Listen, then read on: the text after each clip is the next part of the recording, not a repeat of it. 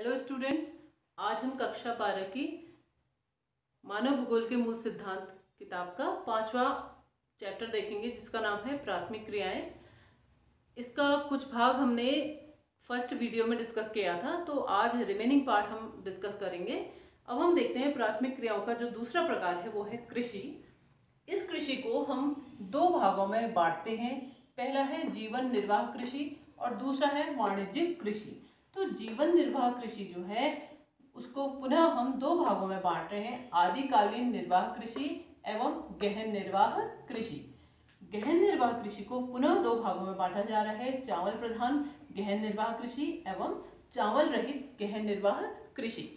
वाणिज्यिक कृषि की ओर अगर हम देखें तो उसके जो प्रकार हैं वो है रोपण कृषि, विस्तृत वाणिज्य अनाज कृषि, मिश्रित कृषि, डेयरी कृषि, भूमध्य सागरीय कृषि, सहकारी कृषि और सामूहिक कृषि। अब पहले हम ये देखेंगे जीवन निर्वाह कृषि और वाणिज्यिक कृषि में क्या अंतर है। तो जीवन निर्वाह कृषि, जैसा इसका नाम है, ऐसी कृषि जिसमें उत्पादन व्यक्ति अपने जीवन यापन के उद्देश्य से करता है, अर्थात जितना भी प्रोडक्शन हो रहा है उस सारे प्रोडक्शन का अधिकांश भाग व्यक्ति अपने लिए सुरक्षित रखता है, अपने यूज के लिए रखता है, तो वो कृषि हो जाएगी जीवन निर्वाह कृषि। इसका ठीक अपोजिट है वाणिज्यिक कृषि। जब कृषि व्यापार के उद्देश्य से या आय कमाने के उद्देश्य से की जाएगी तो वो कृषि हो जाएगी वाणिज्यिक कृषि। जीवन निर्वाह कृषि के जो प्रमुख प्रकार हैं उसमें फर्स्ट हम लेंगे पहले आदिकालीन निर्वाह कृषि। जैसा कि इसका नाम ही है आदिकालीन, अर्थात ऐसी कृषि जो आदिकाल से होते हुए आ रही है, उसको कहते हैं आदिकालीन निर्वाह कृषि। इसमें क्या होता है, इसमें जहाँ पे जिस क्षेत्र में कृषि की जानी है वहां पे पहले वनस्पति को जला दिया जाता है और जली हुई जो राख होती है वो जो होती है भूमि की उर्वरक शक्ति को बढ़ाने का कार्य करती है। इस प्रकार देखिए, इसका एक उदाहरण हम आपको बता रहे हैं। इसमें क्या होता है, आदिकालीन कृषि में व्यक्ति के द्वारा जैसे इस भूमि पे खेती करनी है, सपोज ए नाम की भूमि है, तो यहाँ पे अगर कोई वनस्पति है तो पहले इसको जला दिया जाएगा, उसके बाद उसकी राख को पूरे खेत में फैला दिया जाता है ताकि उस खेत की उर्वरक शक्ति बढ़ जाए। फिर इस भाग में खेती का कार्य शुरू किया जाता है, परंतु धीरे धीरे 2-4 साल बाद क्या होगा, इसकी उर्वरक शक्ति पुनः डाउन होने लगती है। तो फिर व्यक्ति इसी प्रकार की किसी दूसरी भूमि की ओर जाएगा, सपोज बी भूमि में वो जाता है, वहां भी वो क्या करेगा, जो वहां की वनस्पति है उसको जलाएगा और वहां पे फिर खेती करेगा।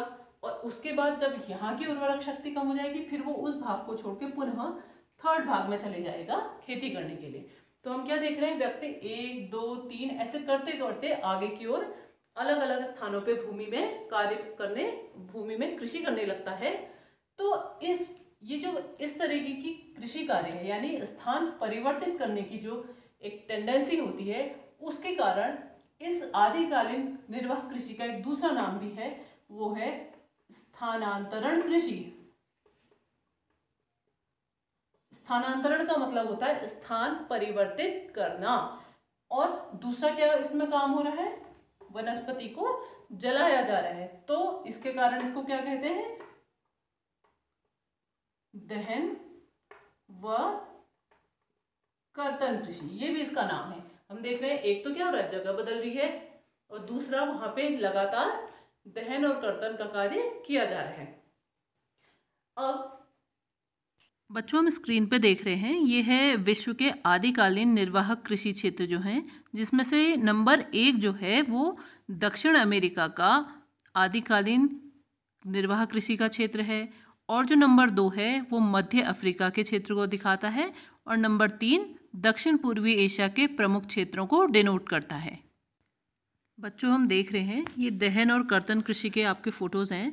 देखिए यहाँ पे क्या कर रखा है, पूरी जो वनस्पति है उसको जलाया गया है, और जलाने के बाद ये देखिए लोग इसमें खेती का काम कर रहे हैं। इस प्रकार से ये जो कृषि की जाएगी वो वनस्पति जला के की जाती है। तो देखो आगे हमने अभी आदिकालीन निर्वाह कृषि को डिस्कस किया, उसके क्षेत्र भी देखे। अब अगला है गहन निर्वाह कृषि के दो भाग हैं, चावल प्रधान गहन निर्वाह कृषि और चावल रहित गहन निर्वाह कृषि। तो चावल प्रधान गहन निर्वाह कृषि कौन सी होती है, ऐसी कृषि जिसमें जो प्रमुख फसल होगी वो चावल होगी। जितनी भी फसल उत्पादन किया जाएगा उसमें प्रमुख फसल जहाँ चावल होगी वो चावल प्रधान गहन निर्वाह कृषि कहलाती है। इसमें क्या होता है देखिए, अधिक जनसंख्या घनत्व के कारण क्या होता है, खेतों का आकार बहुत छोटा होता है और कृषि कार्य में जो कृषक होते हैं उसका संपूर्ण कार्य कृषि कार्य करता है। इसके अलावा इसमें भूमि का गहन उपयोग किया जाता है और यंत्रों की अपेक्षा मानव श्रम को अधिक महत्व इसमें दिया जाता है। इसके बाद है दूसरा, चावल रहित गहन निर्वाह कृषि।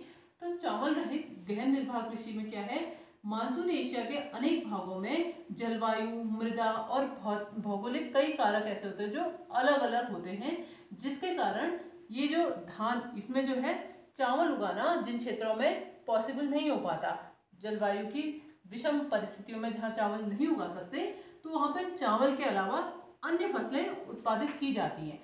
तो ऐसे क्षेत्रों को कहेंगे चावल रहित गहन निर्वाह कृषि उत्पादन वाले क्षेत्र।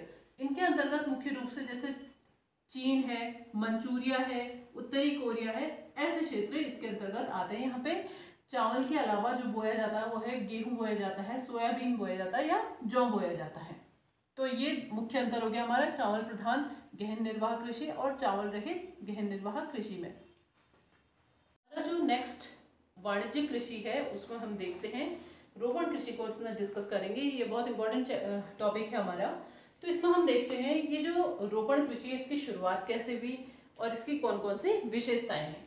तो जो यूरोपीय लोग थे उन्होंने ये सोचा कि विश्व में ऐसी कृषि की नई एक प्रजाति शुरू की जाए जिससे अधिकांश रूप से हमें लाभ प्राप्त हो, तो उन्होंने रोपण कृषि की खोज की।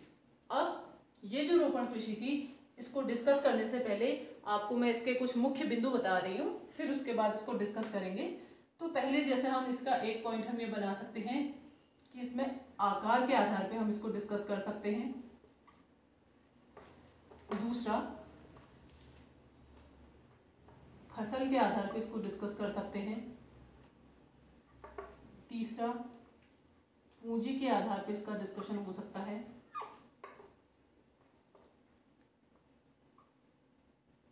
श्रम के आधार पे या श्रमिक के आधार पे।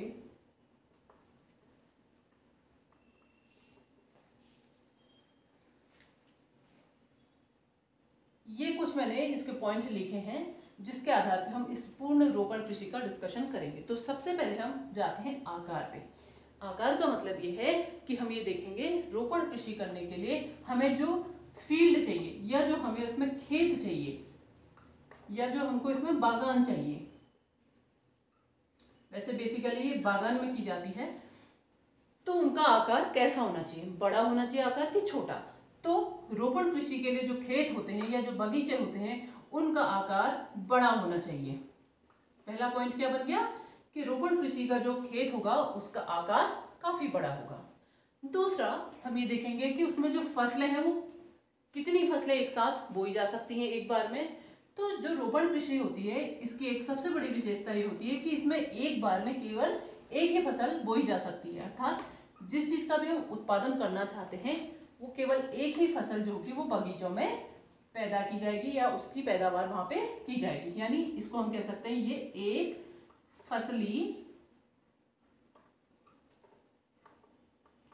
कृषि है। दूसरा, अब पूंजी की बात हम करते हैं इसमें। जैसा कि हम ये देख रहे हैं कि इसके लिए विस्तृत पैमाने के खेत या बगीचे हमें चाहिए, तो जब कोई भी खेती बड़ी मात्रा में बड़े पैमाने में की जाएगी तो हमें पूंजी की भी क्या होगी, अधिक आवश्यकता होगी।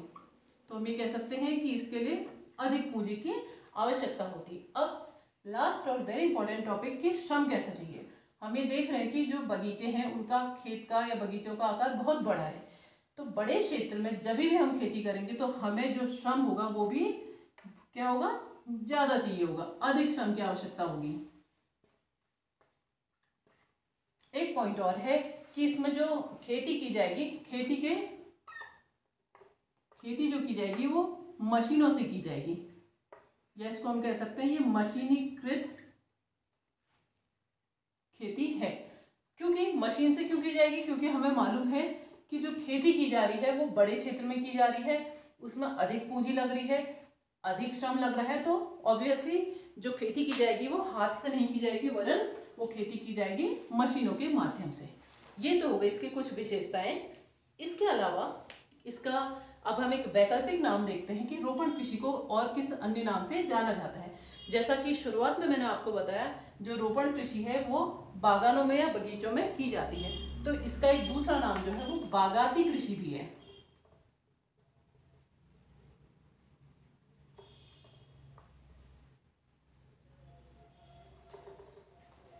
अब इसके बाद हम ये डिस्कस करेंगे कि रोपण कृषि की प्रमुख फसलें कौन कौन सी हैं, कि इसमें कौन कौन सी फसलों का हम उत्पादन कर सकते हैं। तो इसकी जो प्रमुख फसलें हैं वो है चाय, कॉफी, कोको, रबर, कपास, गन्ना, केले इसमें पैदा हो सकते हैं, और अनानास।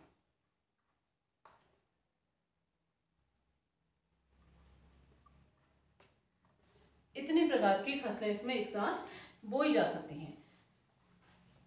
टोटली हमने क्या देखा, रोपण कृषि के लिए जो बागान चाहिए वो बड़े होने चाहिए। ये एक फसलीय कृषि है, इसमें पूंजी की अधिक आवश्यकता है, श्रम की अधिक आवश्यकता है, और ये जो कृषि है वो पूर्ण रूप से मशीनीकृत कृषि है।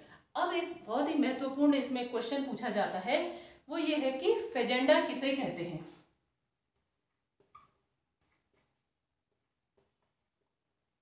फेजेंडा क्या है?